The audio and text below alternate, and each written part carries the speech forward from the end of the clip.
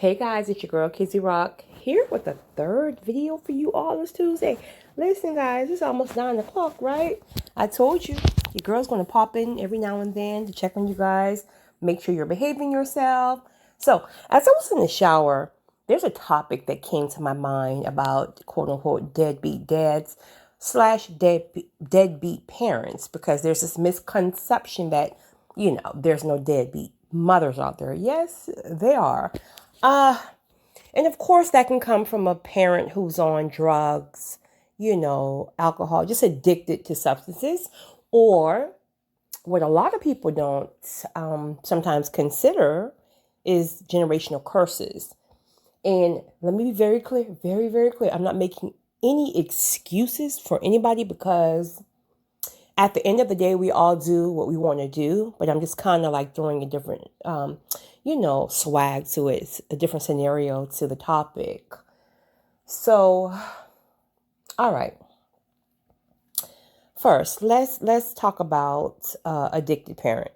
There's a lot of controversy around if addiction is a choice or a disease. Personally, no facts, just personally, I believe it's both. I believe it's a choice to first pick the substance up, but some people are conditioned to, they have that addiction gene, right?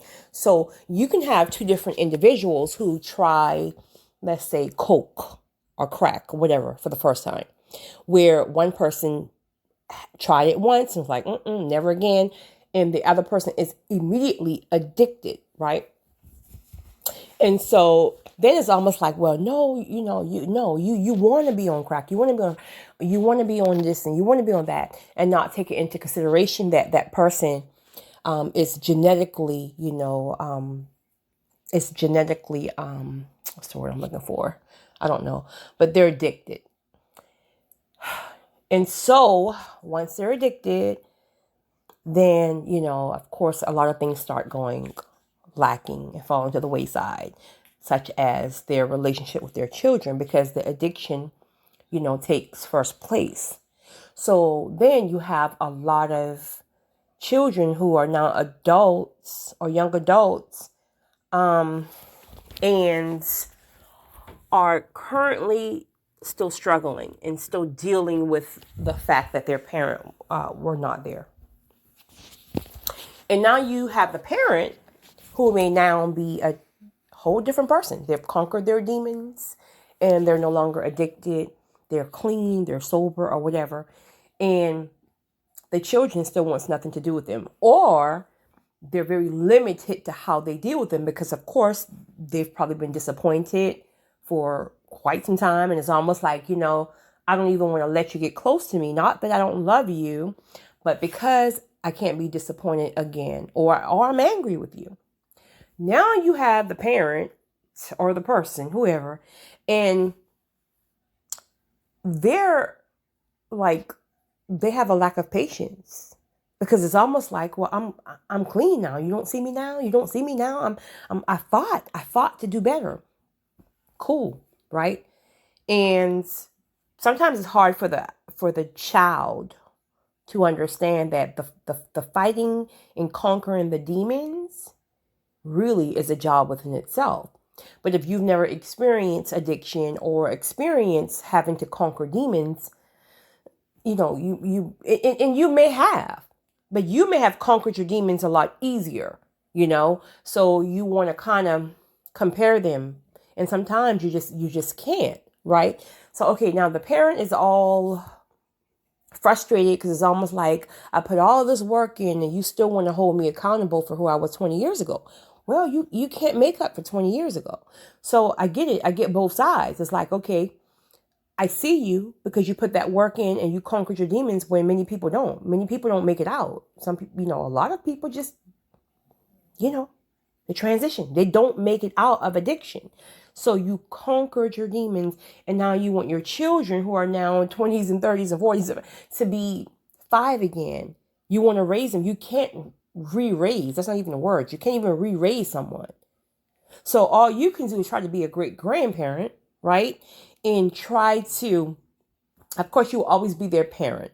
Now, I must say this. I do feel like regardless of whatever your parent has done to you, you yourself still have to be respectful. That's still your parent. And I believe that at the end of the day, we all will still have to, be accountable to God for how we treated the person who brought us into this world, regardless of their demons and their flaws and all that stuff like that, right? So that's not saying you have to be best friends. It's not saying they have to be in your life because they've hurt you 1,000 times. It's just saying that at the end of the day, that's still your parent. So you have to, even if that means learning to love from a distance, that's what you have to do. All right. So you have that person, right? Now, what about the parents which a lot of people don't think about this, but sometimes being a parent, or a lack of, I should say, is a generational curse. So if you have had a generation of, X amount of years that every male was a deadbeat dad, every male have children outside of his marriage, every male just, even if he was there financially, he don't know how to be a part of his child's life. And so it's almost like we see it as you're just a deadbeat dad, right? Which he is. But the point of the matter is, versus the addiction and demons of generational curses. Now this man is a different person because now he's 90 and he's on his deathbed, right? Or let's just say he's 60, he's 70, and he's no longer running the streets and he's no longer a busybody and all over the place. Papa was a Rolling Stone, like those days are up, honey. And now he is just laying in his house watching MASH.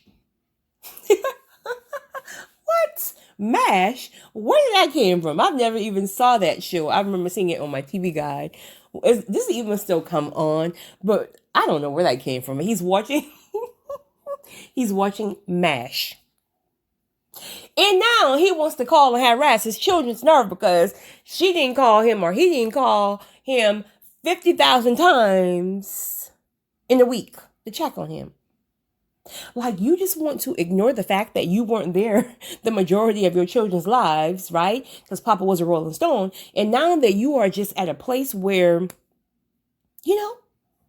you still do your part now. You still be respectful. You make sure they're good, any way that you can. Sometimes with limitations.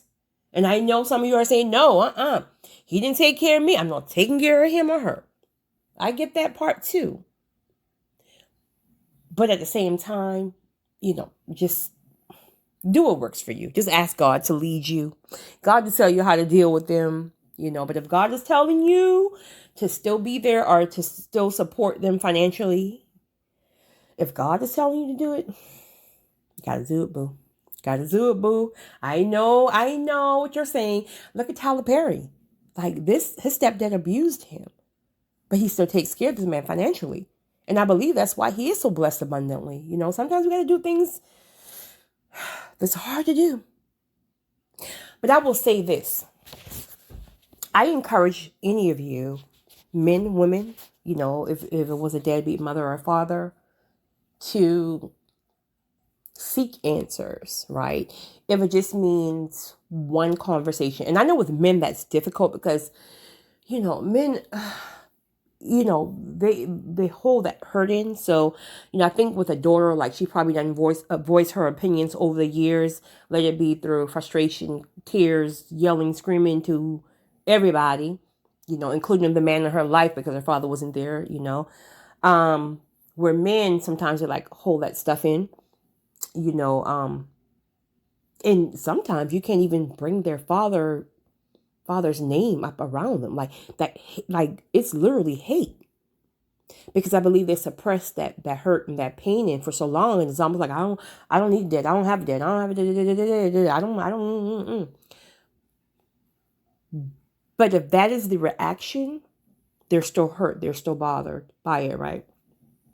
But the reason why I say seek answers is not because your dad or your mother can again, come back and raise you. Sometimes you may get answers that closes some wounds. For example, sometimes the mother plays a part. Sometimes the mothers are playing that keep away game. And mothers, I'm telling you, I'm not a mother, but mothers, if you're playing that keep away game, because of your own little pettiness, not because, it's a danger for your children to be there. But if you're playing that keep away game because he's moved on or X, Y, and Z, it's going to come back to bite you. It's going to come back to bite you. And then you are partly responsible for your children going through that hurt and that pain. So sometimes you will get answers by finding out that your mother may have not been the saint that you thought. Next, because if it's a guy, a man, he's older now. And sometimes when men are older, they can express themselves a little bit more than when they were much younger and all that macho man stuff was built up. And you may find out some things. You may find out that he didn't have a father. You may find out that his father abused him. You may find out that he really loved you, but he just didn't know how. Again, there's no excuses, but it's still an answer that will help you to understand, So men just have in my book, and this is no plug, trust me when I tell you, because I'm not even naming the book or the chapter, but one of my patients, right, he's now in heaven,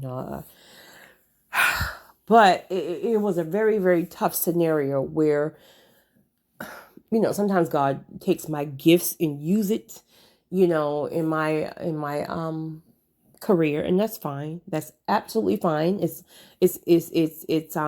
connected for me. For some people, their gifts and their callings are not connected to their career. Mine is connected, for the most part. And the father was on his dying bed, right? And he wouldn't transition. He was ready because he told me he was ready, right? But he would not transition. He held on, and he was in pain because he had, he passed away of cancer, very, very aggressive form of cancer. And as I looked at him, I was like, something's not right, because he's ready to go. And so I found out through using discernment, wisdom, and praying and fasting and all that stuff like that, he wasn't ready to go because he had not apologized to his son yet, right? And it's not that he was a deadbeat dad. In fact, he was very much there, very successful guy, a highway design engineer, very successful. But his son, I think I told the story on one of my YouTube before, but his son was, he wasn't into that. College wasn't his thing. College is not for everyone. It wasn't his thing. He was fine with just, playing the guitar and traveling the world with a backpack, right? I'm exaggerating, but the point of the matter is he was one of those individuals who really just was free, a free spirit. And so once God showed me what he needed me to see, and I had to go and explain to the son why his father wasn't transitioning, and I informed him of some things he needed to do in order for his father to be able to ask for forgiveness. And sometimes that means creating the environment where you soften the environment, because sometimes with men, they're, that pride is so tough. And I did that, and, he did that, and the son actually went and, let him know, hey, if you're ready to go X, Y, and Z, I'll be okay. And this was a grown man. Now, the son is in his 50s, so it's not like, but even in his 50s, he was still hurting. He still felt like a little boy. He literally, when he was around his dad, even in his 50s, it was like he was a 5-year-old child. Because in his mind, in his heart, he didn't feel like his father ever accepted, his lifestyle, who he wanted to be, and not like living up to the family's X, Y, and Z. And he was hurt. And for 50 something years, he held on to that. And so once he's he softened the environment where his father was able to let that pride down and apologize. And he let his father know that, listen, it's okay. I forgive you. Guess what? Boom. Not even 10 minutes later. Not 10 minutes later. So he was holding on to ask for that forgiveness. So sometimes with men, especially like if your father is like, older guy, 50s, 60s, 70s, generations, we have men now are prideful and emotionless, but older men is a whole nother level, honey, of prideful. So sometimes your father can love you heart and soul, but just don't know how to love you. That's why you can date a man, I know I have, who can love you heart and soul, right? But don't know how to love you properly because they weren't taught it. So it passes down from generations and generations and generations. And now you're sitting here thinking that your father or your mother never loved you, and that, no, it's not that. They just didn't know how. Again, no excuses. But sometimes it's great to have that one conversation, before God calls them to heaven, because maybe that's going to help you. And maybe it'll also help you to be more open to maybe some things that could be generational curses, and you may have to really look out for to be sure that never carry on to your children, or yourself, and prepare yourself. But I hope this helps someone, because again, a lot of the issues that we as people deal with comes with the fact that we're holding on to hurt and pain, of the parent not being there. And you can sing all day long about the effects of a father not being in his daughter's life. Of course, I mean, we are women who haven't had their father. I mean, my father wasn't there like in the household for all of my life, but I know who my father was. I know how to reach him, things of that nature. But there are a group of women who don't even know who their father are. Because either moms might have had her own demons and, was out there in that street and just didn't know who the father was. Or it can be a ton of reasons why you don't know who your father is. But that feeling of abandonment creates a whole different level of demons, right? But we can't leave out the fact that men, why are men joining gangs? Why are men hurting women left and right? They're trying to fill that hole, that void, that a father wasn't in their lives. And then you're all annoyed, which you have every right to be, that they're not being a proper father to your children. How? So some people will look at it and say, well, okay, you should do the opposite of what your father. And I get that point too, because let me be clear. I do know some men who father wasn't there, and on the flip side, they're like the best fathers because they never wanted their children to grow up the way they did and experience what they did. But then you have another group of men who they just don't know how. And so now every time they come around and try, you're beating their head in, calling them trifling and X, Y, and Z, da, da, da, da, da. So before you know it, it's easier to stay away because you are continuously beating them down when the world alone has already beat them down. So that's why I tell people, in our community, we have to hold hands. We have to grow together. We have to help each other because so many people are broken for different reasons. And there's this misconception that because you made it out, everybody else should. You learned to do this, so everybody else should. If you have, wonderful. You put the work in. Marvelous. For real, for real. But go back and grab somebody's hand, So anyway, you guys have a great night. It's 9 o'clock. Your girl is going to sleep. You guys have a great night. It's your girl.